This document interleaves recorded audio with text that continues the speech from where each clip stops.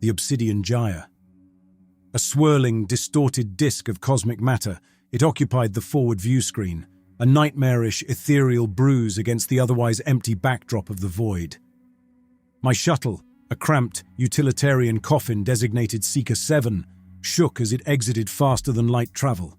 This was it, the edge of known space, the ass end of the Galactic Council's already tenuous jurisdiction, and my latest, likely futile assignment. Fringe colony Verge, non-responsive for 6 cycles. The clipped, indifferent tones of Council Administrator Valerius echoed in my memory, his face on the comm screen barely concealing a practiced bureaucratic boredom. Assess, report, and, if necessary, resolve. Resolve. As if one aging investigator could resolve whatever madness had taken root on a rock orbiting a singularity. Still, orders were orders, and my pension, meager as it was, depended on my continued, if increasingly reluctant, service. Verge, I knew from the rushed briefing, had severed all regular communication. No trade, no resource exports, nothing but a string of increasingly bizarre transmissions culminating in a final, garbled message referencing the Great Maw and Ascension. A colony that had started its life with grand secular ambitions, now seemingly theocratized in under a decade. The very idea grated against my pragmatism. The original founders, a collective escaping the Council's ever-tightening grip, had sought a fresh start, a life free from interference. Now, their descendants were apparently bowing down before a cosmic anomaly, a fitting metaphor for the futility of it all. The shuttle's proximity alarms beeped, jolting me back to the present. Acheron, a tidally locked, resource-poor chunk of rock, filled the lower portion of the view screen. Its surface, illuminated by the shifting glow of the obsidian gyre, was a network of uneven craters and dark valleys. Landing coordinates for Verge blinked insistently on my datapad. I initiated the descent sequence, the shuttle's retro thrusters kicking in with a bone-jarring vibration. My focus drifted back to the black hole. It wasn't merely the visual distortion that was unsettling, the way light and space bent around its event horizon. It was the sensation, a subtle, almost icy pressure against my temples, like the onset of a migraine. Probably just the residual effects of FTL travel, coupled with the psychological impact of staring into a singularity. Still, I made a mental note to run a full diagnostic on the shuttle's radiation shielding. Safety protocols were more than just bureaucratic red tape out here. As the Seeker 7 touched down near the outskirts of Verge, a cluster of prefabricated structures huddled together as if for protection, an unsettling silence descended. No welcoming committee, no automated docking procedures, just the low, almost subaudible thrum of the colony's power systems. The buildings themselves were designed for function over aesthetics, their once white surfaces now stained with a film of reddish-brown dust. But it was the modifications that drew my eye. Strange angular additions that jutted out from the original structures, defying conventional engineering principles. They seemed almost organic, like the haphazard growth of a crystal, unsettling in their asymmetry. I grabbed my gear, datapad, med injector, preloaded with a broad-spectrum neurostabilizer, standard issue for fringe assignments, and thankfully recently restocked with a new drug designed to dull the psychic effects of black holes and my sidearm. Unlike the crude melee weapons common on the fringe, Council investigators were equipped with a more advanced weapon, a compact pulse pistol, capable of delivering a variable yield energy charge. More humane than projectile weapons, but still effective. It wasn't designed for killing, not primarily, but for incapacitation. Though at higher settings, the pulse pistol could do far worse. Hopefully, I wouldn't need to find out. I checked the charge full. I preferred to rely on my wits and experience, but out here, it was prudent to be prepared for anything. Even with this advanced weapon at my disposal, I knew violence on this godforsaken rock would likely come down to crude force and leverage. Not my forte, but I'd managed to survive this long. The airlock opened, revealing a dark corridor. Inside, I pulled out my datapad, its screen illuminating the immediate surroundings. Colony logs, that was the first priority. The datapad interfaced with the colony's network, displaying a directory of files. Most were corrupted, but I managed to piece together a partial timeline. The early entries were mundane: resource allocation, maintenance schedules, personnel logs. Then, the tone shifted. Mentions of the presence, the call, and the transformation began to appear, interspersed with increasingly erratic, almost poetic ramblings. The final entry, dated just a few weeks prior, was a single, chilling sentence: "The Maw opens." A sudden clang from the depths of the colony sent a jolt of adrenaline through me. I gripped the pulse pistol, my senses on high alert. The silence that followed was even more unnerving. This place was definitely off, and I was starting to regret my decision to come alone. "Hello?" My voice sounded thin and reedy in the silence. I was answered by another metallic clang, followed by a dragging, scraping sound from down the hall. "Council Investigator Gray," I announced, trying to project an authority I didn't quite feel. "Is anyone there?" A figure emerged from the gloom, silhouetted against the emergency lights. Tall and gaunt, he moved with an awkward, shuffling gait. As he drew closer, I could make out the glint of metal in his hand. A welding tool modified with sharpened edges, not exactly standard greeting protocol. You're from the council." His voice was a dry rasp. "That's right," I said, keeping my tone even. "Investigator Darrow Gray. I'm here to assess the situation, understand what's happened to your comms." He stopped a few feet away, his face obscured by the shadows. "You shouldn't have come," he said, his voice laced with fear and resignation. "Maybe not," I conceded, "but I'm here now. Can you tell me what's going on? Where is everyone?" He chuckled. "Gone. Most of them. Ascended, they say, joined with the Great Maw." He raised his head, and the light caught his face. Deep-set eyes, lined with wrinkles, stared out from a weathered, almost skeletal face. This had to be Gar, one of the few names I'd seen repeating in the early colony logs, before the crazy set in. "Ascended," I repeated, trying to keep the skepticism out of my voice. "What does that mean?" "It means they're not here anymore," Gar said, gesturing vaguely with the welding tool. "They're part of it now. The Maw." He took a step closer and I could smell the colony's environment clinging to him, a humid mix of the hydroponics artificial earth and the underlying scent of something decaying, like old fruit starting to ferment. "I'm Gar," he said. "One of the originals. The few of us left, we just try to survive, but it's getting harder." "I can imagine," I said, holstering the pulse pistol. "Perhaps you can show me around, explain what happened here, starting with this oracle I've been reading about." Gar hesitated, his eyes darting around nervously. "He's different. Changed. You wouldn't understand." "Try me," I said, my curiosity piqued. "I've seen a lot of strange things in my time." I gestured for him to lead the way. He shuffled forward, leading me deeper into the colony. We passed through the hydroponics bays, where the plants seemed to watch us. Their leaves, a disturbing shade of deep indigo, slowly rotated to follow our movements, and their roots, visible through the transparent nutrient solution, twitched and contracted, as if in response to our presence. It felt like walking through a field of alien eyes. Gar explained in broken sentences the colony's gradual descent into this new religion. The discovery, or rather the perceived discovery, of the black hole's sentience, the rise of the oracle as its prophet, the rituals, the growing isolation, and the disappearances. He spoke of strange energies, feelings of euphoria followed by crushing despair, and the growing conviction among the colonists that merging with the black hole was the ultimate goal.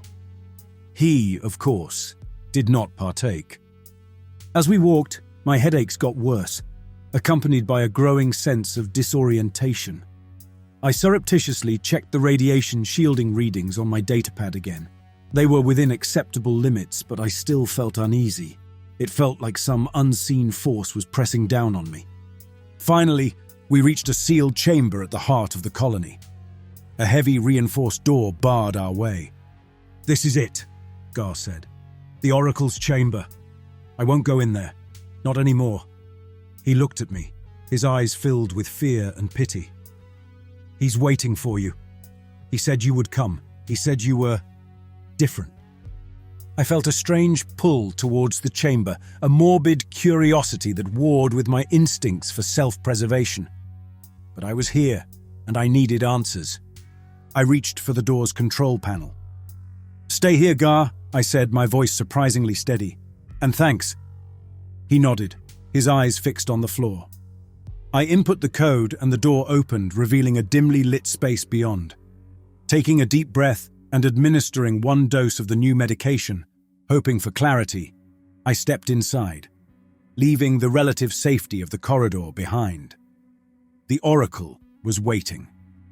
The Oracle stood in the center of the chamber, a silhouette against the unstable glow of a holographic projector, displaying a constantly shifting image of the Obsidian Gyre. The room was circular, the walls lined with the same disturbing asymmetrical architecture that marred the rest of the colony. It felt less like a room and more like the interior of some vast hollowed-out organism with strange jutting protrusions of an unknown dark material that drank the light. "Investigator Gray," the Oracle's voice was a low, resonant baritone that seemed to emanate from the walls themselves. "I've been expecting you." He turned to face me and I fought back a grimace. He was tall, gaunt, his flesh appearing thin and pallid, pulled tight against the sharp angles of his facial bones. His eyes were wide and almost reflective, the pupils so dilated that they appeared entirely black. He wore a robe made of some dark material, its texture shifting subtly as he moved. It was the same material that formed the protrusions throughout the colony. His hands, clasped before him, were skeletal, the fingers long and bony, tipped with nails that were thick and black. "Oracle," I acknowledged. "I'm here to investigate the disruption of communications and the cessation of resource exports. Perhaps you can shed some light on these matters." He approached, his movements unnervingly fluid, almost hovering above the ground as he closed the distance without the appearance of taking steps. "Such trivial concerns," he said, his voice laced with amusement. "The Council's petty demands are of no consequence now. We have transcended such things." "Transcended," I repeated, trying to maintain a neutral tone. "I'm afraid I don't understand." "The more," he said, gesturing towards the holographic projection. "It called to us, showed us the truth. We are on the cusp of a great becoming, emerging with the divine." My datapad, still in my hand, chirped, displaying a sudden spike in the ambient electromagnetic field. The Oracle's presence was definitely affecting the local environment. That much was certain. A becoming that involves ceasing all contact with the outside world, I asked, trying to steer the conversation back to something concrete. He stopped a few feet away, his luminous eyes fixed on mine. I felt that pressure in my temples again, more intense now, accompanied by a faint ringing in my ears. The Oracle tilted his head, a slight, almost curious gesture. "Your mind," he said, his voice softer now, almost a murmur. "It resists. You suppress the call. Why?" My hand tightened around the datapad. "I'm simply here to do my job," I said, my voice tighter than I intended, "to understand what's happening on this colony." I quickly administered another dose of medication and felt my mind clear again, though a mild headache persisted. "Understanding," the Oracle repeated. "You seek to dissect, to categorize, but some things are beyond such crude methods." He extended a hand towards me, his long fingers beckoning. "Let me show you. Let me share the truth of the more." Before I could react, he touched my forehead. The world dissolved and I was adrift in a sea of swirling colors, a kaleidoscope of light and sound that overwhelmed my senses. The Obsidian Gyre, no longer a distant image on a view screen, filled my vision, a colossal eye staring into my very being. It wasn't just an eye, though. It was a vortex, a gateway, a consciousness vast and ancient. I saw the colony's descent into madness through the eyes of a dozen individuals. The initial awe and wonder, the growing obsession, the rituals, the sacrifices, the horrifying transformations. I saw bodies merging with spreading patches of thick, dark fungus, flesh becoming one with the dense, spongy material, screams turning into ecstatic cries. I saw the Moor's plan then, a horrifying truth revealed in a flash of insight. It did not want to destroy humanity, it wanted to farm it. Keep it in a constant state of anguish, feeding off its energy for eternity.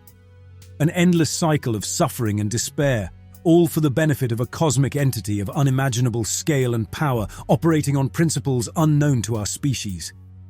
The vision receded, leaving my body drenched in a cold sweat. I stumbled back, tearing myself away from the oracle's touch. The chamber with its unsettling geometry spun around me.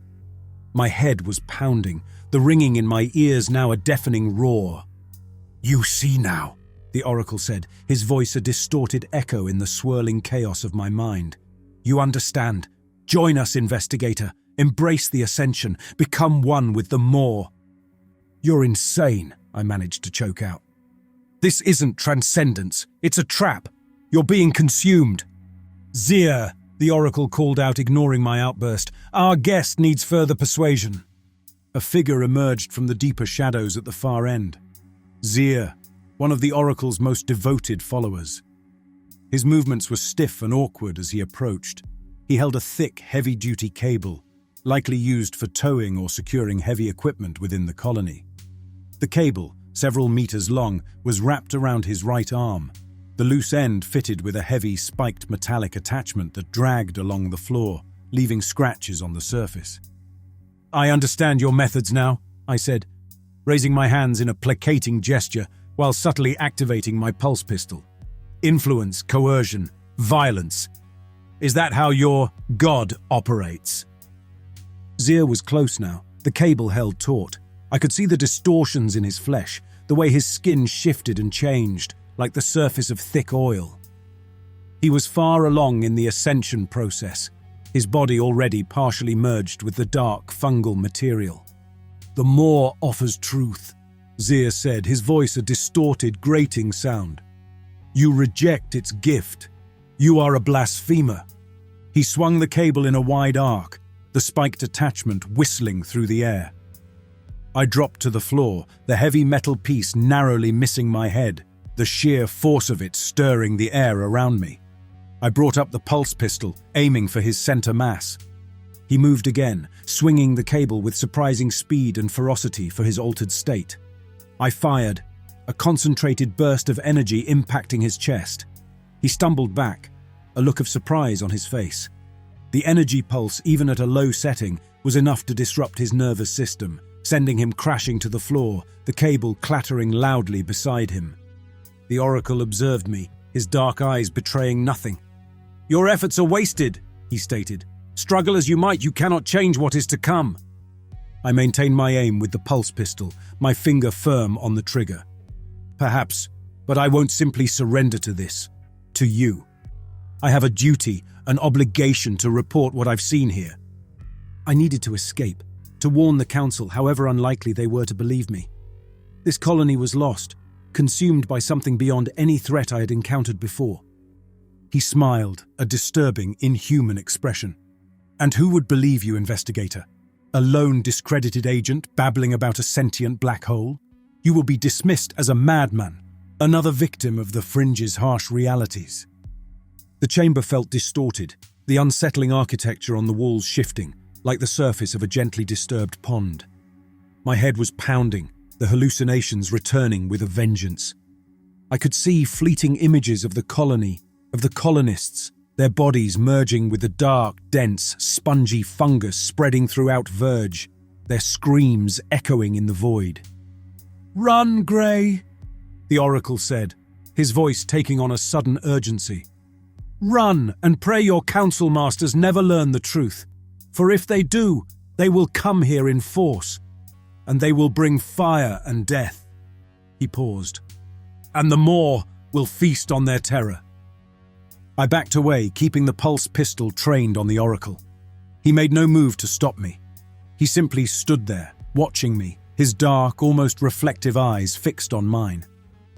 I turned and fled. Escape wasn't a simple matter of retracing my steps, or at least that's how it felt. The colony's layout swam in and out of focus, the straight utilitarian corridors I remembered now twisting and bending as my mind struggled to reconcile them. Doorways flickered in my peripheral vision, appearing where solid walls had been a moment before, only to vanish when I turned to face them. Was the structure of Verge being reconfigured, or was it my perception, warped by the insidious influence of the Maw, that was twisting reality into this labyrinth of unreason? The unsettling thought lingered. Perhaps the physical changes to the colony were a manifestation of my own and its inhabitants' growing madness, not a true physical alteration. My boots made a strange, muffled sound on the floor, as if the solid metal had been replaced with some dense, pliable material, absorbing the impact. I ran past a chamber, its entrance warped and distended, where a group of colonists huddled together. They were chanting, the rhythmic sounds creating a disturbing resonance that I felt more than heard, like a pressure against my eardrums. Their words were a jumbled mix of scientific jargon and religious pronouncements, a disturbing illustration of their fractured minds. "Singularity's embrace," one muttered, his eyes fixed on some unseen point in space. "Event horizon, the veil between worlds. We will become one with the quantum foam." Another, a woman whose face was partially covered in the same dark fungoid growth I'd seen on Zir, reached out a trembling hand. "The ratios," she whispered, her voice thick with phlegm. "They align. The harmonic resonance. It calls to us." Their words, though nonsensical, confirmed my worst fears about what was happening here. They were lost beyond any help I could offer. Further ahead, I stumbled upon what seemed to be a laboratory. Tables were cluttered with strange devices, sensor arrays, modified optical lenses, and containers filled with a viscous fluid that absorbed light, giving it a dense, almost black appearance.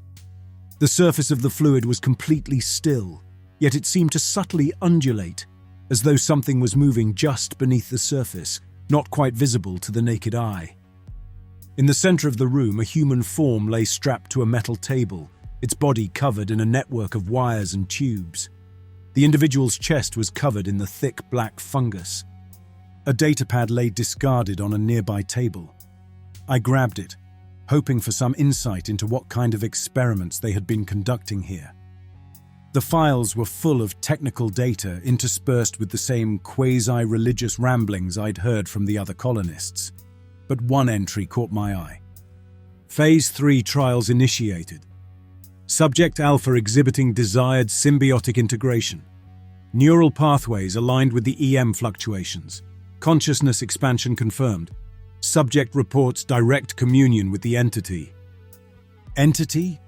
Were they referring to the black hole itself, or something residing within it? The datapad slipped from my numb fingers as a new wave of dizziness came over me. The black hole's influence was getting stronger, my grip on reality weakening. I fumbled for my med injector, my fingers clumsy and unresponsive. It was the last dose. I jammed the injector against my thigh, the sharp prick of the needle a brief grounding sensation amidst the encroaching chaos. The medication, designed to counteract the black hole's psychic effects, coursed through my system. As I staggered through another corridor, a figure emerged from the shadows ahead. Gar. But this was not the wary, reluctant guide I had met earlier. His eyes were wild, his hair matted, his clothes torn and stained. He still held the modified welding tool, but now he gripped it with both hands, its sharpened edges glinting. "Gar," I said, trying to sound calm. "It's me, Investigator Gray." He stared at me, his eyes unfocused. "The ratios," he mumbled, echoing the woman in the chamber. "They're wrong. The Oracle, he promised, he said." He raised the welding tool, his eyes burning with a feverish intensity. "Gar, listen to me," I pleaded, backing away slowly. "The Oracle is deceiving you. The black hole, it's not a god." He swung the welding tool with surprising force.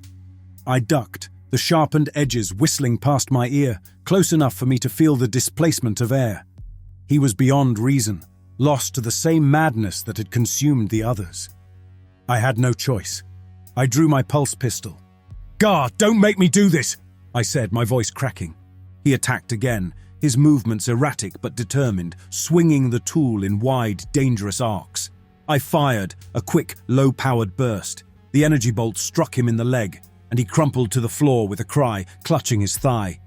He looked up at me, his eyes filled with pain and confusion. "The gateway!" he whispered. "It must be opened!" I stood over him, the pulse pistol still in my hand. I could have fired again, ended it right there. But I couldn't bring myself to do it. He was a victim, not a monster. I left him there, continuing my flight through the ever-shifting maze of the colony. The hallucinations were becoming more vivid, more intrusive. I saw fleeting images of my past, of failed cases, of people I had let down. The black hole was probing my mind, exploiting my weaknesses, my regrets. As I stumbled onward, a terrifying hypothesis began to form. What if the entity wasn't some alien intelligence residing within the black hole, but a consequence of the black hole's very nature? A byproduct of its immense gravitational forces, its warping of space-time. Perhaps the intense electromagnetic fields generated by the singularity, coupled with its distortion of reality, created a localized zone where consciousness itself became malleable, susceptible to influence, and prone to fragmentation. The colonists, in their attempts to study the black hole, had inadvertently exposed themselves to these effects.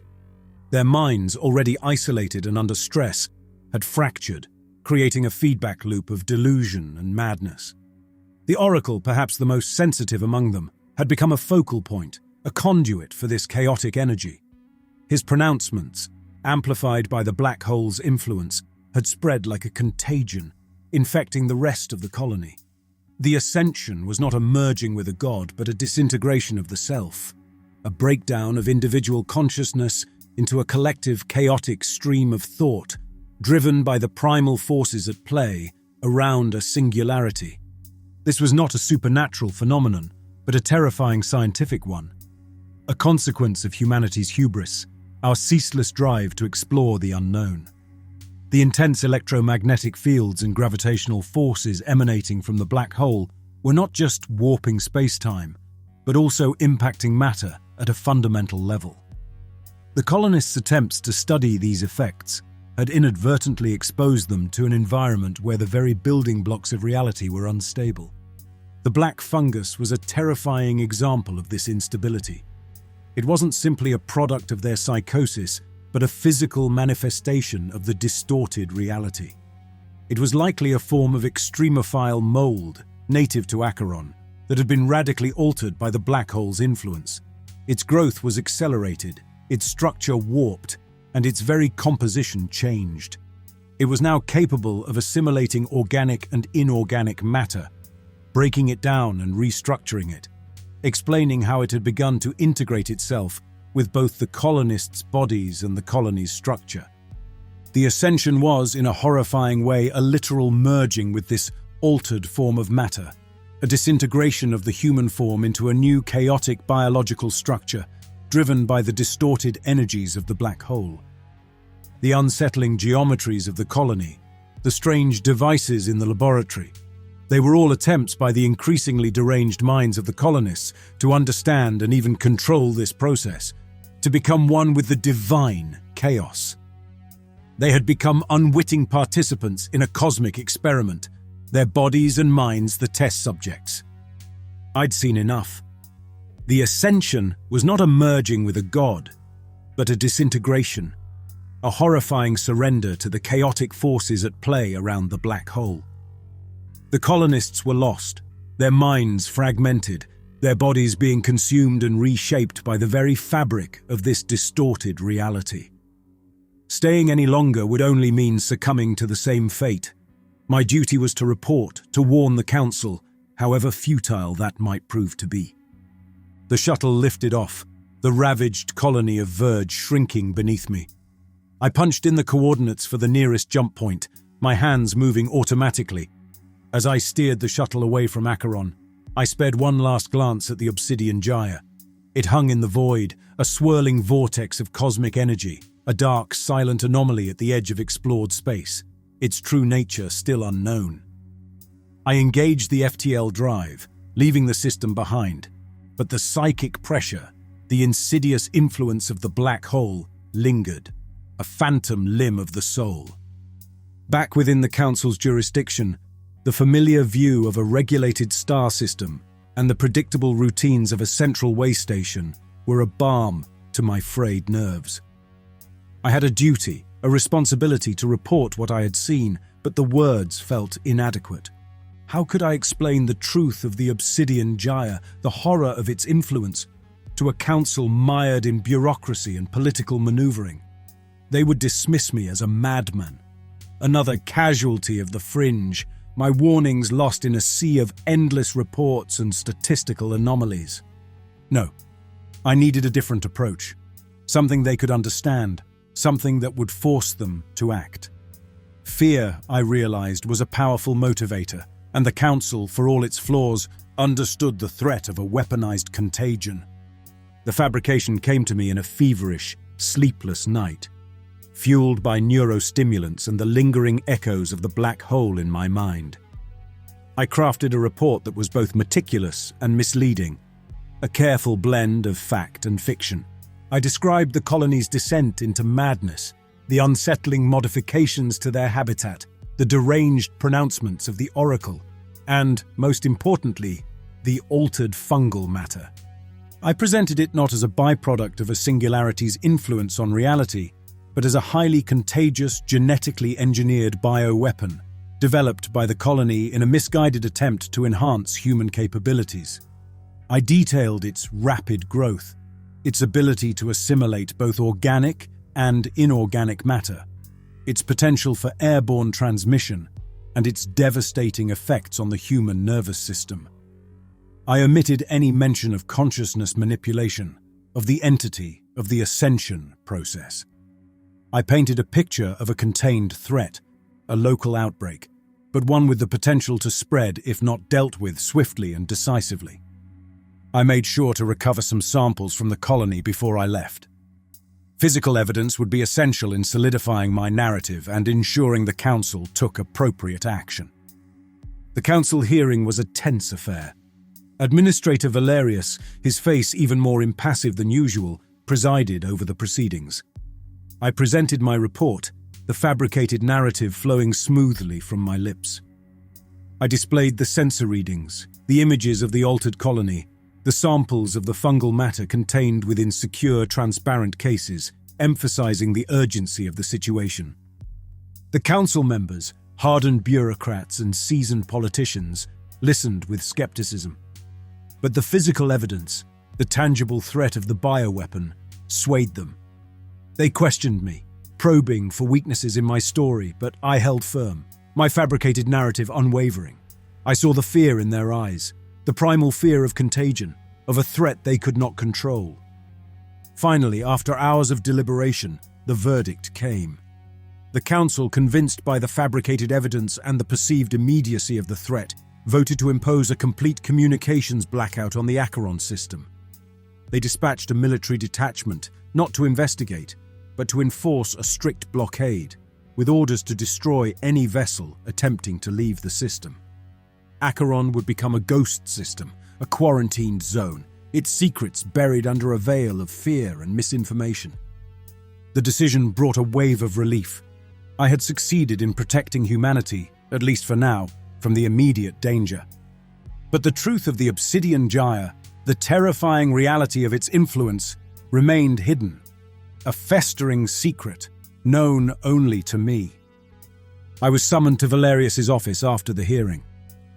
"You did well, investigator. You averted a potential crisis. But I sense there's more to this story than you've revealed." "The report is comprehensive, Administrator," I replied, keeping my voice even. "The threat is contained." "Perhaps," he said, unconvinced. "But I've learned that the truth, like space itself, is rarely so easily defined. We will be monitoring the situation closely, and you, investigator, will be under observation." His words were a thinly veiled threat, a reminder that I was now a liability, a keeper of dangerous secrets. I was placed on indefinite administrative leave, a polite way of saying I was being put out to pasture. My career was over, but that seemed a small price to pay for the safety of humanity, however temporary that safety might be. In the following cycles, I became a recluse, haunted by the knowledge I carried.